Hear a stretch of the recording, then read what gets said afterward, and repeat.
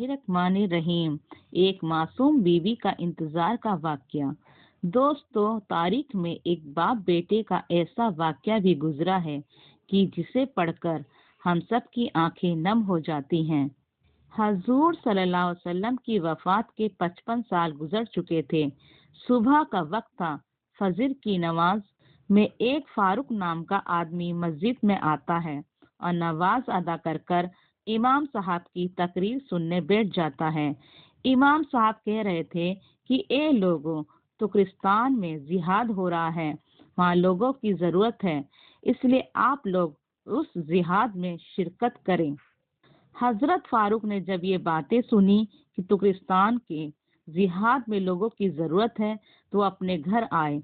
उनकी अभी नई नई शादी हुई थी। उन्होंने अपनी बीवी से कहा कि मैं अल्लाह के रास्ते में जिहाद पर जाना चाहता हूँ।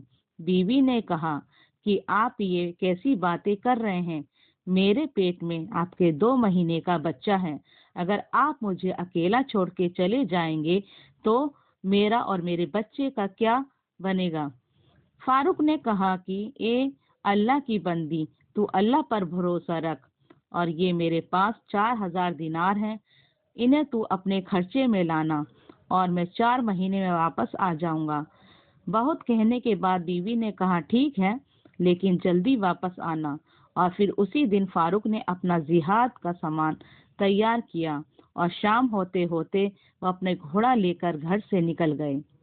शोहर को जाता देख बीवी की आंखों में आंसू भर आए। फारूक ने बीवी को गले से लगाते हुए कहा कि तुम परेशान न हो, अल्लाह तुम्हारा रखवाला होगा, मैं जल्द ही वापस आ जाऊंगा। और वहाँ एक बात का ख्याल रखना, अगर मैं वापस ना आ सकूं और अल्लाह की राह में शहीद हो जाऊं तो तुम्हारे पेट में जो बच्चा है, अगर वो लड़का हुआ तो उसे बहुत बड़ा आलिम बनाना और दीन की तालीम देना, और अगर लड़की पैदा हुई तो उसकी अच्छे से तबीयत करना, फिर किसी शरीफ घराने में उसकी शादी कर देना। इतना कहकर नम आंखों के साथ फारूक ने अपना सामान अपने कंधे पर लिया और घोड़े पर बैठकर चल दिए। बीवी दरवाजे पर खड़ी अपनी मोहब्बत अपने शोहर को देख रही थी। उसके दिल में अजीब सा तूफान भरपा था।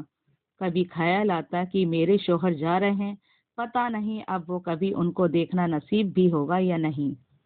और कभी ख्याल आता कि मेरी जिंदगी का अब क्या बनेगा, अगर ये वापस न आए तो मेरा और मेरे बच्चे का क्या होगा। पता नहीं अब इस दुनिया में मुझे अपने शोहर से मिलना नसीब होगा या नहीं, सीधे जन्नत में ही उनसे मुलाकात होगी। बीवी ने खुद को संभालते हुए कहा कि तुम अल्लाह पर भरोसा रखो, अल्लाह हमारा और हमारे बच्चे का मुहाफिज होगा। फारूक ने अपना घोड़ा दौड़ाया और मदीने के रास्ते में चलने लगे। बीवी दरवाजे पर खड़ी अपनी मोहब्बत को दूर जाता देख रही थी। शाम का वक्त था, अंधेरा छाने वाला था और इधर इस मासूम बीवी के दिल की दुनिया की वीरान होती जा रही थी। वो बेचारी दरवाजे पर खड़ी मुसलसल रोए जा रही थी और अपने शोहर को दूर जाता देख दिल ही दिल अल्लाह से फरियाद कर रही थी कि मेरे मौला, मेरे शोहर की हिफाजत फरमाना और उन्हें सही सलामत घर वापस भेज देना। अचानक दूर एक गली में से फारूक से ने अपना घोड़ा दूसरी तरफ मोड़ा और वो बीवी की नजरों से छुप गए। इधर बीवी दरवाजे के पास ही बैठकर सिसक सिसक कर रोने लगी। उसे कुछ समझ नहीं आ रहा था कि अब इस अकेले घर में क्या करे। दिन गुजरते गए, एक दिन गुजरा, एक हफ्ता गुजरा, एक महीना गुजरा, इसी तरह 4 महीने गुजर गए। बीबी भी बेचारी इंतजार में बैठी थी कि अब 4 महीने गुजर चुके हैं। उन्होंने वादा किया था कि 4 महीने बाद वापस आ जाऊंगा, इसलिए अब किसी दिन मेरे शोहर जरूर वापस आ जाएंगे और मेरी जिंदगी में फिर से खुशियां भर जाएंगी। लेकिन इसी तरह पूरा साल गुजर गया, शोहर वापस नहीं आए, उनकी कोई खबर भी नहीं मिली। कई साल गुजर गए। वो बेचारी मासूम बीवी हर रोज हल्की सी आहट पाकर दरवाजे की तरफ भागती कि शायद मेरे शोहर वापस आ गए। लेकिन दरवाजे पर पहुंचकर मालूम होता कि अभी तो जुदाइयां ही जुदाइयां हैं। बीवी इंतजार करती रही और मदीने में हर आने जाने वाले से पूछती कि तुम्हें मेरे शोहर फारूक के बारे में कुछ पता है, लेकिन सभी लोग से सिर्फ एक ही जवाब मिलता کہ ہمیں فاروق کی کوئی خبر نہیں ہے، وہ کہاں ہے اور کس حال میں ہے۔ اسی طرح 10 سال گزر گئے۔ اب تو امید بھی ٹوٹ چکی تھی۔ بیوی نے بھی سمجھ لیا تھا کہ شاید میرے پیارے شوہر اللہ کی راہ میں شہید ہو گئے ہیں، اب دنیا میں مجھے ان سے ملنا نصیب نہیں ہوگا، اس لیے جنت ہی میں ان سے ملاقات ہوگی۔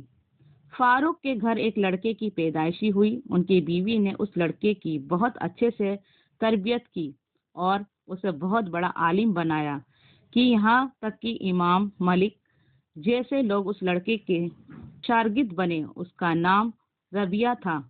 زمانہ گزرتا گیا، شوہر کو گئے ہوئے 27 سال ہو چکے تھے۔ ان کے پاس آنے کی کوئی امید بھی نہیں تھی، لیکن ایک رات وہ بھی آتی ہے کہ وہی فاروق ترکستان سے اپنے گھر کی طرف واپس لوٹتے ہیں۔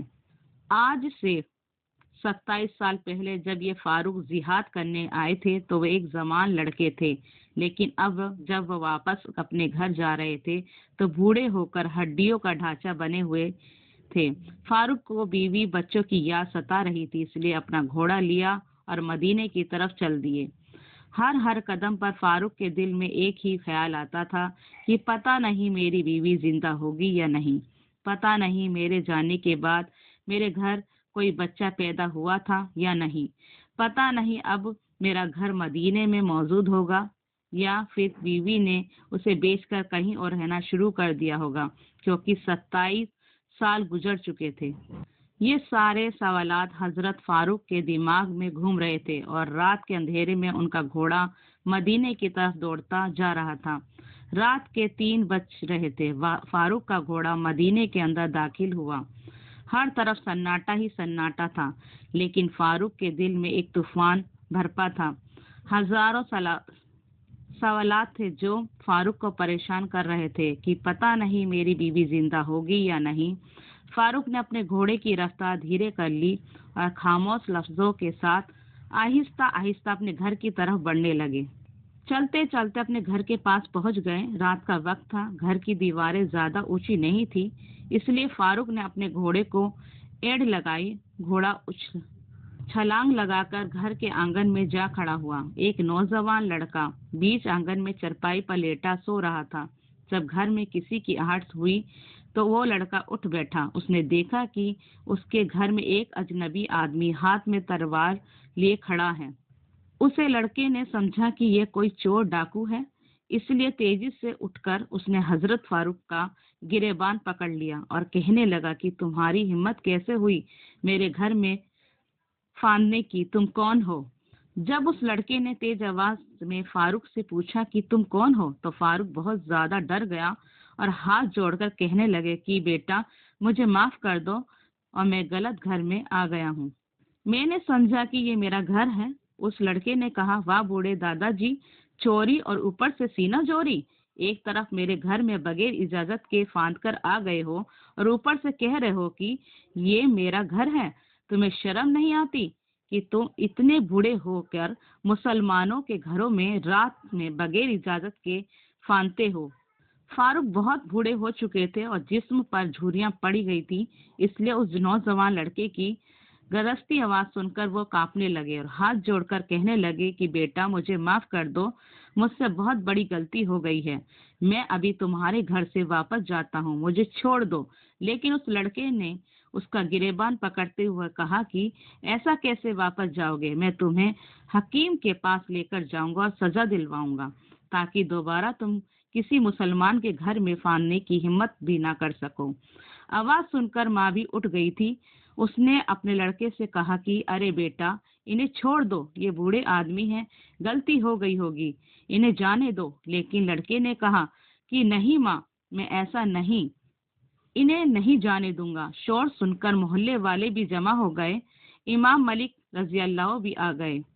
امام ملک رضی اللہ کو دیکھ کر سارے لوگ پیچھے ہٹ گئے۔